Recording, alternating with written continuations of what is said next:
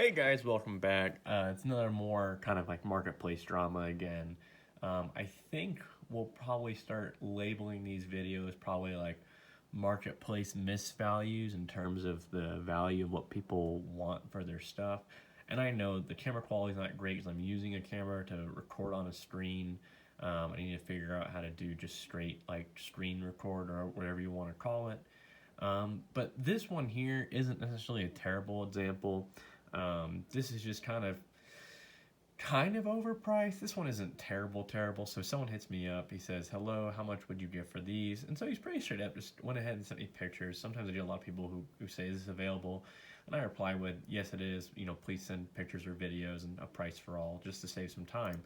So he went ahead and just sent pictures, and it's a bunch of non-hollows, but they're almost, I think they're all first edition, and the backs, not perfect condition for sure.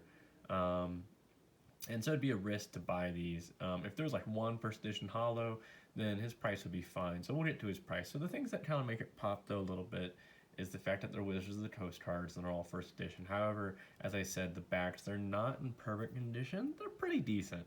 I would say it's not a huge risk. He asked what I was going to take for him. I said depends on the condition of the backs of them, and he sends me the backs. And the pictures weren't totally up front though, so like I was like, I don't know, man. What are you looking to get? He said just $200. I would say $200 would be the high end for these cards. I just said I'm sorry. We'll have to pass, and that was it. There was no rude response. I really appreciated that. But the reason why I would say $200 is on the high end is just none of the cards are shadowless.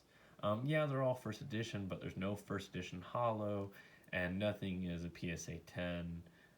You have to understand, and he's not really asking PSA prices, but in the terms of the fact that definitely there's whiting and damage in all these cards, and the centering's not great. Right at the front, you're already down to a PSA 9. Some whiting, especially stuff I can see in a photo, you're already definitely down to a PSA 8 or lower.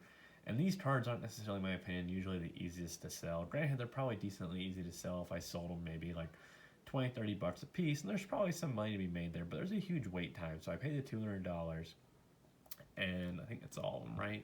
Looks like all of them. So there's 15 cards. I pay the $200 up front. I'm $200 in the hole. I pay essentially the $12. Probably actually now doing the math, it's more like $13 per card. So I pay $13 per card, which is shoot, just like another $200. So I pay $400 in total. If I sell them $20 a piece, I'm still down $100. So this, and granted, you probably get more than $20 because they're all first edition, specifically for the Dark Charmeleon, Dark Charmander, the Pidgey Odo because he's a rare, and the War Turtle and the Squirtle. But still, I don't think the prices are really there. I don't think he's asking anything insane. But with that being said, let's go ahead and move on to our next person. Now, this is just a simple case again of the of misunderstanding of the value of your cards. And this is where kind of the tile comes in. I've had this happen a few times. I've mentioned this one a few times. So the person states, I have a bunch of original Pokemon cards from when they first came out in the 90s if you're interested. So that, right off the bat, I was super interested. And I'm like, okay, please send me pictures and price for all. And this really isn't too out of the ordinary. Granted, people aren't usually that specific. They usually say, hey, I have a bunch of old Pokemon cards. And they send me pretty much things in a binder. And you gotta find them first. And that's pretty typical. You just saw my ad. And he sends me them. Now, I'm going to save you some time. Pretty much everything is non-hollow besides the Ancient Mew, the Ninetales, and the first edition of the Champ. Nothing is shadowless. Everything else is non-hollow. There's only like a handful of rares. There's no need to really blow these up. And also on top of that, there's some marks already on the front of most of them. So we scroll down, and I look through it, and like I always get excited when someone says me they have whatever cards, and maybe he may not have sent me all of his um, pages, but I think he did. It's a decent number of pictures. I don't think he would have stopped randomly. So I think he sent me all his pictures. They're okay cards. And so I'm still interested to know, hey, do you have a price for all? Maybe the dude just wants a little bit. Maybe like a $20 bill, maybe $50. $50 was kind of my breaking limit on this. $50 would have been kind of my max. It's been very, very little money to be made. Because once again, these really weren't in good condition. The three that would have been really worth anything. Um, and even some of the non-hollows really aren't in perfect condition, which kind of makes this a rough deal. He's got a decent number of cards, so I know what's going inside this guy's head. I got several Pokemon cards that are old, so he's thinking in his head, at the minimum, he's thinking he's going to get at least $5 per card, no matter which card they are, whether they're hollow, non-hollow. They're all old cards. So he's, in his head, he's thinking I'm going to get at least $5, maybe even $10 per card. That's what's running through his head in terms of when it's kind of apparent that he's using terminology that he's referring to the date of the card, but he's not referring to the brand, which is the coast and stuff. So, in terms of that, I'm starting to think, this could be a guy who either wants very little because he doesn't know much about Pokemon value right now, or maybe he believes it's hyperinflated because he's heard rumors of Pokemon value and he doesn't know how to associate it to his collection. So the latter is the correct one. So he goes, well, I have a couple in there that are marked first edition hollow that are worth a lot of money. I would probably look for $2,000 for the whole lot or make an offer. How nice of him to let me make an offer. I ran into the situation multiple times, especially when it comes down to, he mentioned there's a first edition hollow that's worth a lot of money. He already narrowed it down for me. So I usually, people will send this to me. They won't get this specific. They'll just say their cards are worth a lot of money, and there will only be one hollow, and it's of course the first edition hollow Machamp, which is a really big thing because someone kind of started something on like Google or eBay a long time ago. I would say like 2, 3, maybe even 5 years ago. They started trying to list these at like $5,000 through $2,800 a piece.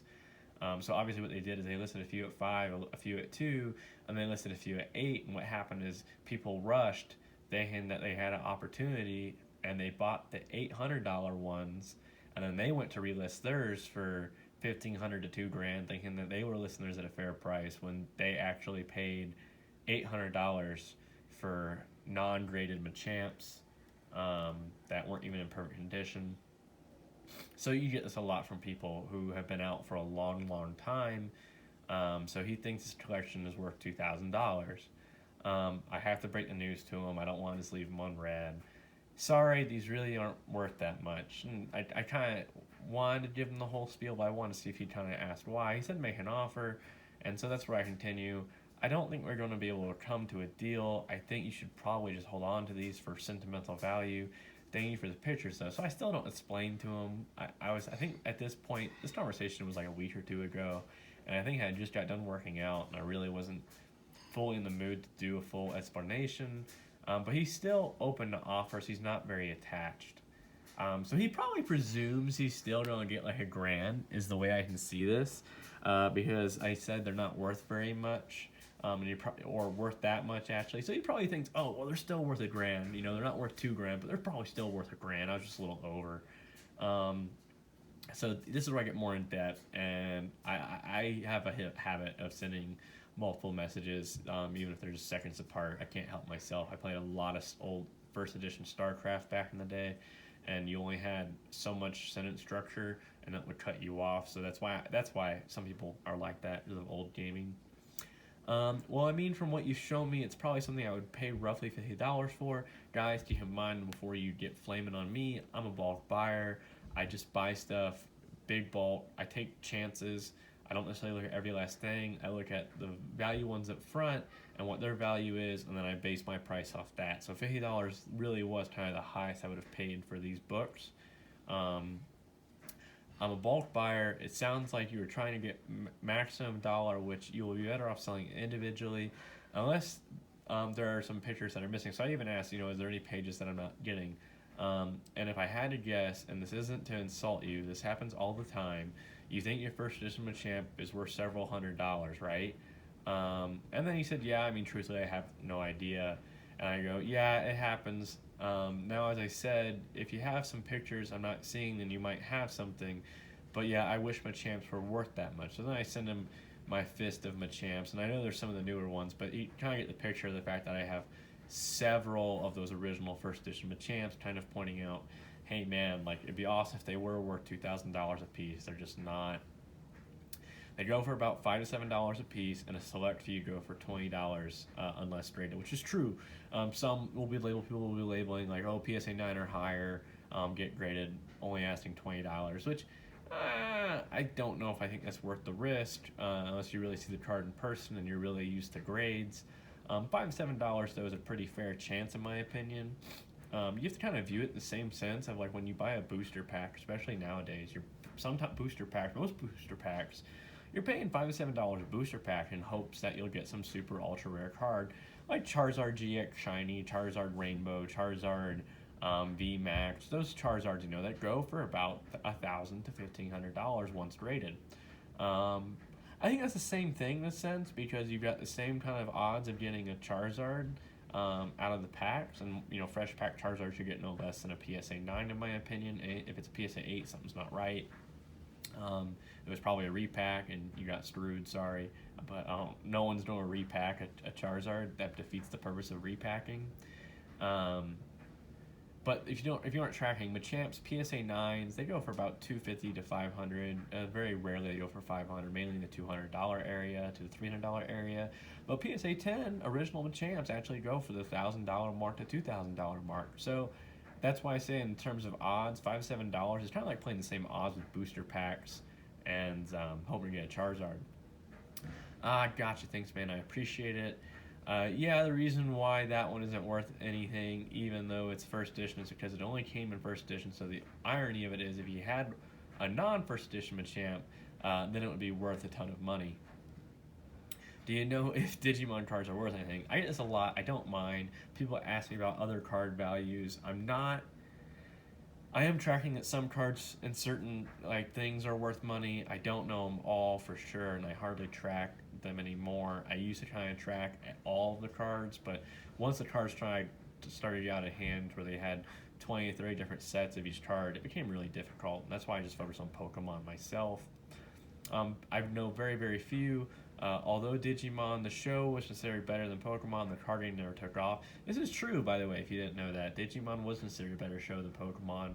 And if you don't believe me, kind of compare Season 1 Digimon compared to Season 1 Pokemon. And I think you'd agree that Digimon was a better show, especially in evolutions and battles and all that, and even story development. And they had more characters, too, right off the bat. So the collectability never rose because the card game was really rough to play. There's even several PokeTubers who were really into Pokemon, and they described that Digimon was a better show, but the card game itself just wasn't really well fond of. It was a hard game to understand, although they could be worth something in another 20 years. Yu-Gi-Oh cards have some value, but I don't know which ones. I don't think he mentioned that. I think I just went ahead and threw that out there since we were talking about cards. I get that a lot. Hey, you buy Yu-Gi-Oh cards, even though my listing is I buy Pokemon cards. He says, gotcha. And then I just say, just to end it, just in case, because it's still kind of a deal for me if I can get it for $50. But let me know if you are fine coming down close to the $50 mark. And you can check for yourself too, mate. Just go to eBay and look up first edition base set Machamp and see the average price to see that I ain't trying to trick you, which is 100% true. $50 is more of a fair market value, in my opinion, for his little collection. A few of these base set cards might be worth something if they're in high PSA condition, which is pretty actually now typical with any Wizards of the Coast, especially base 1. Even like a Rattata, a PSA 10 Rattata, base set 1. I don't even know, but I would be willing to bet it goes for $100. I think that's probably a fair guess. Go fact check me if you want. That was the end of this. This is just some more fair marketplace value. I'm really hoping I get some more interesting stuff, especially the drama with the high-end cards that I have listed on Facebook Marketplace. I have been loving it. If you haven't seen that, someone tried to scam me my PSA 8 Shadowless Charizard. Absolutely hilarious. I was really hoping he'd continue to respond because I have so much more to ask him. Like, if he can get one truly for less money on eBay with a buy it now option, why doesn't he just take that route? But nevertheless, absolutely hilarious. I love it. Be careful selling high dollar items and buying high dollar items.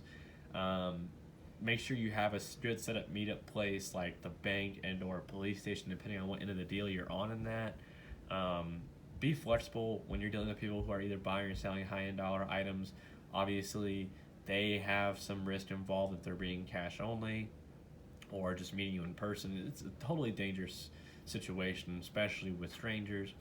If you aren't tracking, we are doing another giveaway. It is hidden on a previous video. No one has found it except Vintage Pokemon Hunter Brothers, and he purposely isn't playing because he wins so much, and he loves to give people the opportunity to win. Although I would like to mention now, if you do watch this one all the way to the end, Dave, the giveaway for that one actually, because I just had a interesting purchase. We will be giving out some higher end cards than we usually do. I'm not trying to trick you on missing out on that giveaway, Dave. So if you want to go ahead and do it, go ahead and do it. It's nothing super value, but if and those who do want to try a chance to win, go try and find that video, find the rules for winning it, and make sure you post or comment wherever is required for that video on that video. Don't do it here. And I really hope you're enjoying this series. I will try and work on making the screen not so hard to look at. I'm really sorry. I'm just really bad with technology. I just happen to run into a lot of good content, and I just need to figure out a way to clean it up and get it out to y'all better. We keep teeter-tottering with our subs. We were at 77, 78, 79, 78, 77, 78, 79, 78. So if you aren't tracking, we're also trying to give away a non-hollow fossil hypno in fairly decent condition. Please help get us some subs. When we reach 100 subs, we're going to go ahead and do that as a giveaway. Hopefully, maybe y'all will speak out and we'll reach 100 subs by this weekend, and we'll do the giveaway video this weekend. I'm really excited. The holidays are coming up. We are trying to plan some giveaways for that. I saw there's quite a few YouTubers, PokeTubers, who are doing pretty big giveaways for the holidays. I'd like to try and be a part of that. I do have some ideas. I think I'm going to give away some of those Pokemon pins. The issue for me on that, the reason why I can't give away a whole bunch of them, is because it's going to cost me to ship those probably $3 to $5 a piece.